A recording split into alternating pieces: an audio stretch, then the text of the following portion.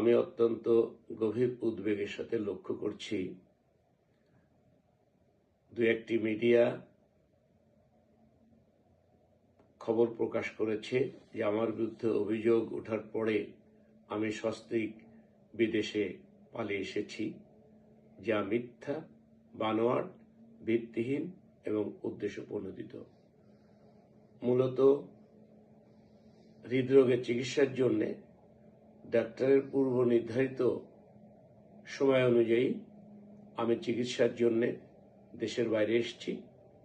চিকিৎসা শেষে আমি আগামী 22 তারিখে দেশে ফিরব ইনশাল্লাহ। আমার বিরুদ্ধে দু একটি মিডিয়ায় অবৈধ সম্পদ অর্জনের যে খবর প্রকাশ করেছে সেটি অসত্য, বানোয়াট, অতিরঞ্জিত এবং উদ্দেশ্যপ্রণোদিত।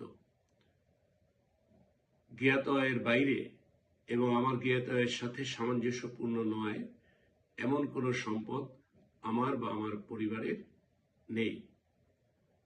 মূলত একটি চিহ্নিত মহল দেশের বাইরে থেকে এবং দেশের ভিতরে থেকে এই ধরনের অপপ্রচার করছে, আমাকে হেয় করার জন্যে, সামাজিকভাবে আমার এবং আমার পরিবারের মর্যাদা ক্ষুণ্ণ করার জন্যে, তাদের হীনস্বার্থ চরিতার্থ করার জন্যে আক্রোশমূলক এই ধরনের মিথ্যা অপপ্রচার চালিয়ে যাচ্ছে।